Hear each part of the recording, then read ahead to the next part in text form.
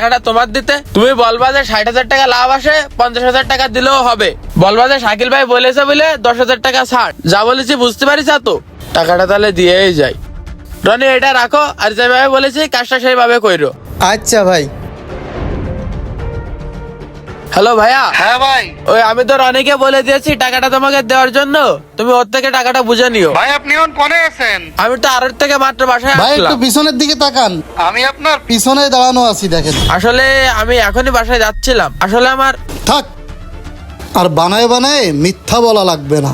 ভাই আপনার যত বিপদ আপদ গেছে, বাড়ির গরু বিক্রি করা টাকা, ধান বিক্রি করা টাকা আমার বাপ আপনারে দিয়ে সহযোগিতা করেছে। আমি আমার টাকা দিছি, আমার ভাই বিদেশ যাওয়ার আগে 4 লাখ টাকা আপনি আমাদের থেকে নিছেন। সেই টাকার কখনো তাগেদাও দেয় নাই, আর কখনো সুদও চাই নাই। আজকে আমি একটা বিপদে পড়ে আপনার কাছে আসলাম, 2 লাখ টাকা চাইলাম মাত্র 15 দিনের জন্য, আর আপনি 50,000 টাকা সুদের কারবার করার চেষ্টা করতেছেন। ভাই আপনি সুদ খান, আপনার কবরে আপনি যাবেন, আপনারে জ্ঞান দেওয়ার আমি কেউ না। কারণ আপনি জানেন, বোঝেন, কিন্তু মানেন না। কিন্তু এই আপন মানুষগুলোর সাথে এইভাবে সুদের কারবারি করতেছেন। আসলে ভাই আমি তোমার একটু বুঝাই বলি। ভাই এখানে তোমার বোঝার কিছু নাই, এখানে তো পরিষ্কারই যে আপনি আমার সাথে সুদে কারবারি করতেছেন। আপনি আমারে বলতেন যে নাহিদ আমি তোর 2 লাখ টাকা দেবো, 50,000 টাকা সুদ দিতে হবে, আপনি আরেকজনের দোহাই কেন দিলেন? তারে কেন ভাই ফাঁসাচ্ছেন? আপনি এরকম একটা কাজ কি করে করলেন? যখনই আপনার টাকা লাগিছে তখনই নাহিদ ভাইয়ের আব্বা সবসময় আপনার টাকা দিছে। কয়দিন আগে আপনার আড়ত বন্ধ হয়ে যাচ্ছিল, আপনি নাহিদ ভাইয়ের আব্বার কাছ থেকে কিছু টাকা নিলেন, নিয়ে আড়তটা আবার চালু করলেন। আপনি শুধু টাকা নেন, লাভ নেন তা আমি জানি। আমার কাছ থেকে নেন লাখে 1,000, আর নাহিদ ভাইয়ের কাছে আপনি কিভাবে লাখে 25,000 করে নিলেন?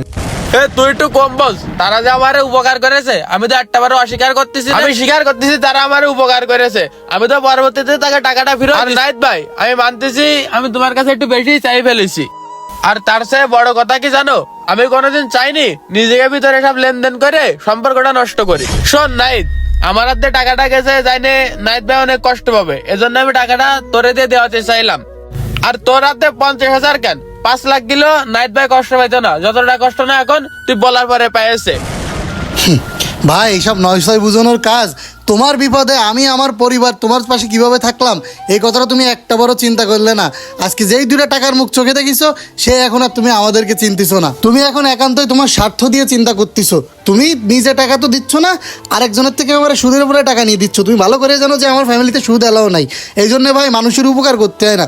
যদি মানুষের উপকার করা হয় তাহলে এক পর্যায়ে দেখা যায় সেই মানুষই পেট বাঁধায় দেয়। একটা কথা মাথায় রাখেন ভাই, এক মাঘে যেমন শীত যায় না, মানুষের ভালো দিনও খুব বেশি স্থায়ী হয় না। যখন বিপদে পড়বেন তখন দেখবেন ঠিকই আমাদের দরকার হবে। থাক ভাই, টাকা লাগবে না, বাড়ির জমি আছে, হয় বন্ধক রাখবো নাহলে বিক্রি করে টাকা ম্যানেজ করবো।